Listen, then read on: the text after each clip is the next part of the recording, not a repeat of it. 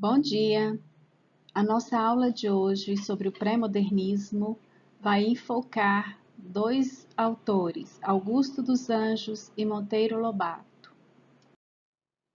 Augusto dos Anjos nasceu na Paraíba e morreu em Leopoldina, Minas Gerais, com apenas 30 anos de pneumonia, quando era diretor de uma escola.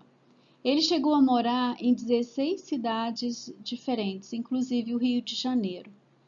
Ele tinha uma vida muito atribulada, ele era uma pessoa muito polêmica e é autor de poesias e publicou apenas um livro chamado Eu. O livro de poesias de Augusto dos Anjos teve repercussão apenas depois da sua morte, por se tratar de uma literatura completamente diferente dos estereótipos da época. Ele misturava todas as escolas literárias na sua poesia. Então, tinha traços românticos, traços parnasianos, traços simbolistas e antecipou, inclusive, vários elementos que o modernismo veio abordar quando se tornou realidade no Brasil a partir de 1922. Os críticos eram muito ferrenhos em atacar a obra do Augusto dos Anjos por ele ser muito pessimista, completamente descrente da natureza humana e por usar, na sua literatura uma linguagem muito agressiva e científica ao mesmo tempo. O Augusto dos Anjos se encantou pela literatura desde muito cedo. Aos 7 anos ele já escrevia poemas. E este estilo arrojado, essa expressividade muito exacerbada de falar da realidade, inclusive com termos científicos, foi muito criticada na época. E em alguns poemas nós vamos ver que ele sofre influência de todas as escolas literárias. Ele era muito filosófico em alguns poemas, abordava um tema muito existencial, intimista. A utilização de termos científicos é uma influência naturalista. A melancolia e o pessimismo é uma influência romântica. A forma rígida é do parnasianismo, E cético quanto ao amor, muito realista. Então, nós podemos ver que é um estilo muito diferente do que as pessoas estavam acostumadas para aquela época. Psicologia de um Vencido é um poema muito conhecido do Augusto dos Anjos e que serve para mostrar as características que eu já expliquei anteriormente sobre o estilo dele. Eu, filho do carbono e do amoníaco, monstro de escuridão e rutilância, sofro desde a epigênese da infância a influência má dos signos do zodíaco. Profundissimamente hipocondríaco, este ambiente me causa repugnância. Sobe-me à boca uma ânsia análoga à ânsia que se escapa da boca de um cardíaco.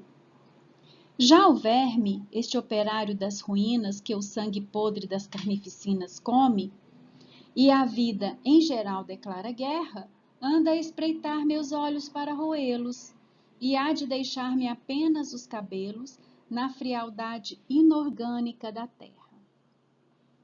Nós podemos ver que já pelo título, esse auto se define como um vencido, então a gente pode ver o tom pessimista, que é a influência do romantismo.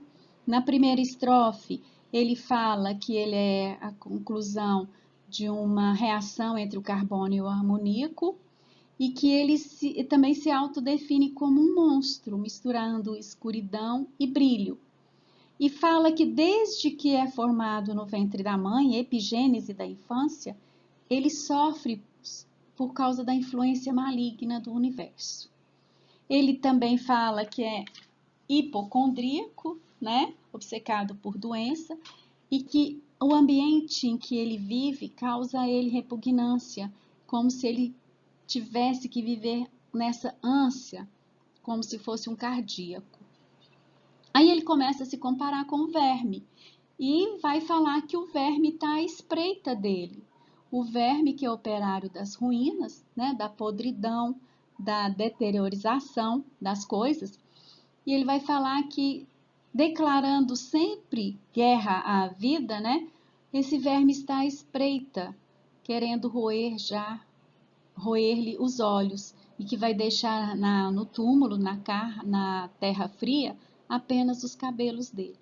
Aí nós podemos ver que é um soneto, 4 estrofes, 2 de 4 versos, 2 de 3, bem escrito, usa termos científicos da biologia, uma influência do naturalismo, é realista, fala com muita propriedade sobre o mundo em que ele vive, né? É romântico porque é descrente, porque é pessimista, e muito filosófico, né?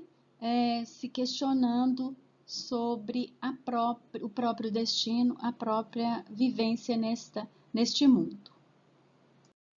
Versos Íntimos é um poema genial, em que ele vai adiantar vários elementos do modernismo e também vai fazer aquela mesma volta a outras escolas. Vês, ninguém assistiu ao formidável enterro de tua última quimera. Somente a ingratidão, esta pantera, foi tua companheira inseparável. Acostuma-te à lama que te espera. O homem que nesta terra miserável mora entre feras sente inevitável necessidade de também ser fera. Toma um fósforo, acende teu cigarro. O beijo, amigo, é a véspera do escarro. A mão que te afaga é a mesma que apedreja. Se a alguém causa ainda pena a tua chaga, apedreja essa mão vil que te afaga, escarra nessa boca que te beija. O modernismo virá, né, falando com o leitor.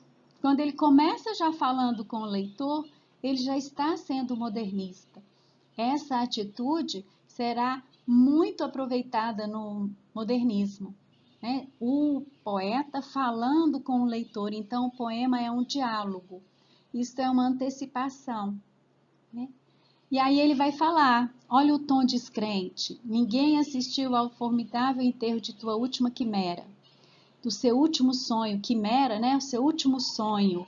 Ninguém tá nem aí para os seus sonhos, somente a ingratidão, essa pantera que vive sempre com a gente. Acostuma-te à lama que te espera. Olha o tom pessimista em relação ao ser humano, né? Que o ser humano nunca melhora, que o ser humano nunca vai ser feliz. O homem que nesta vida miserável mora entre feras sente inevitável necessidade de ser fera, quer dizer, ao naturalismo, ao determinismo, você é produto do meio que você vive. Você está no meio de pessoas más, então você também vai ser mau. Toma um fósforo, olha a ironia. Acende teu cigarro, olha como que ele fala com o leitor. Aí ele dá um conselho, olha, o beijo, amigo, é a véspera do escarro. A mão que te afaga é a mesma que te apedreja. As pessoas são falsas, elas te beijam, mas depois gospem na sua cara. A mesma pessoa que te dá a mão, por trás, né, pode te apedrejar. Se alguém causa ainda a tua pena, a tua chaga, se alguém ainda tem pena do seu sofrimento, apedreja essa mão que te afaga, escarra nessa boca que te beija. Não confie em quem você acha que tem pena de você, que é seu amigo, né? Então, antecipe-se, não deixe de ser traído, né?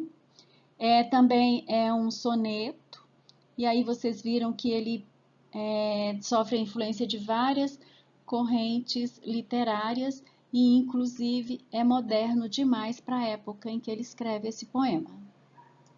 Esse slide aqui é só uma provocação, pensamento dele, né?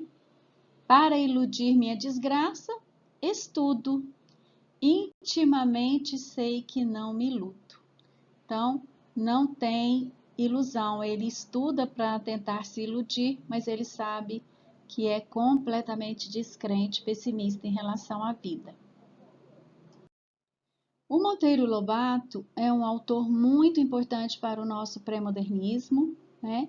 Ele exerceu várias atividades, tanto no comércio quanto. Só não foi político, mas ele exerceu muitas atividades na comunidade, na cidade em que ele morou. Ele morou nos Estados Unidos, então ele era um homem muito inteligente, muito estudado, muito à frente do tempo dele.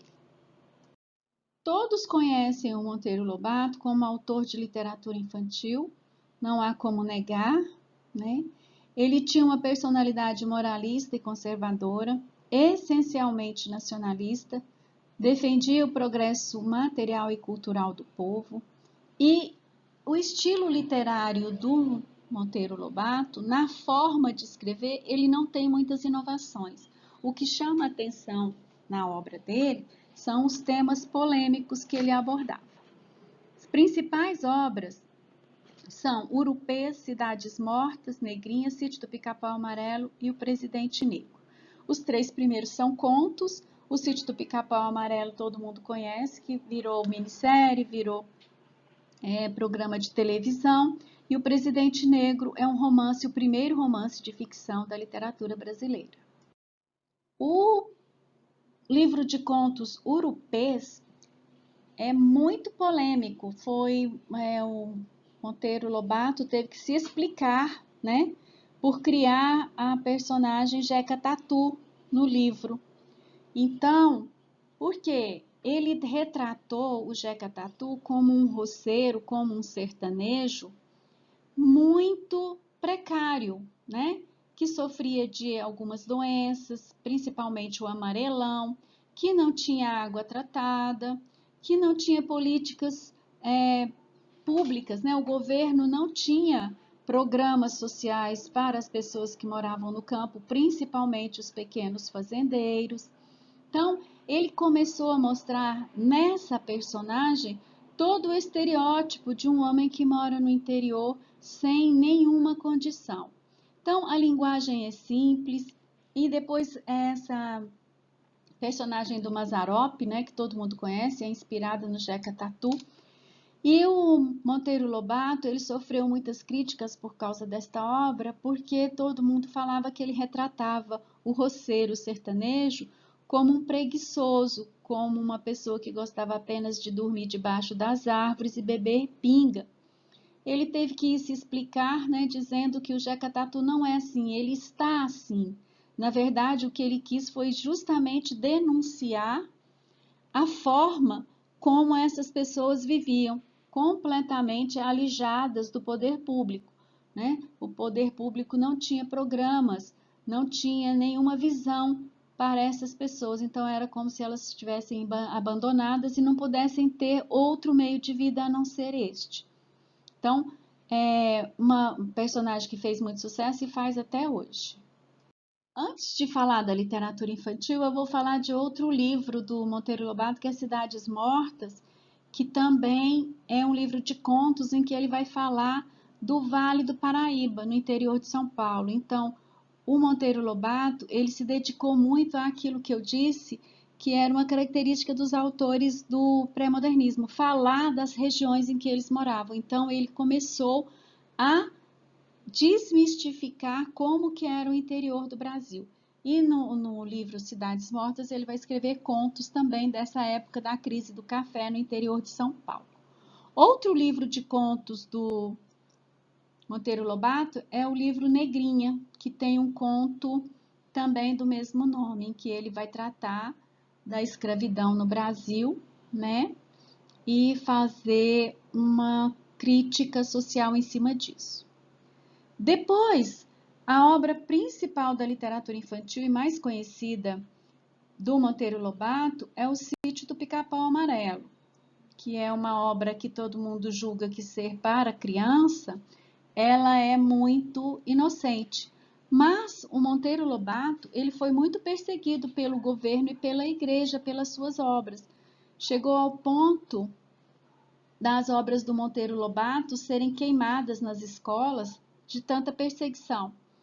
Por quê? Porque nessas personagens o Monteiro Lobato criava ideias em que o governo e a igreja não eram muito a favor.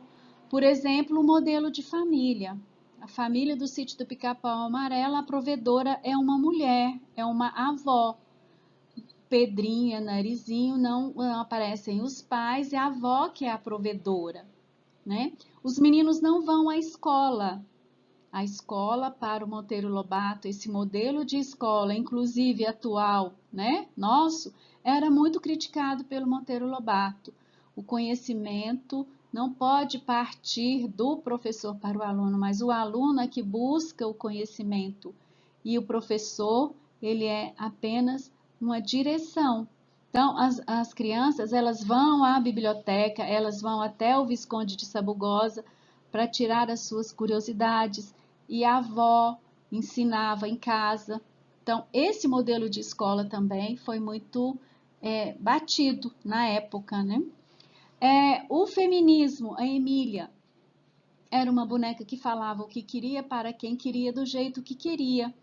Então, também foi uma relevância do papel e da voz, principalmente da voz da mulher na sociedade no início do século, que a mulher não era vista dessa maneira, com total liberdade.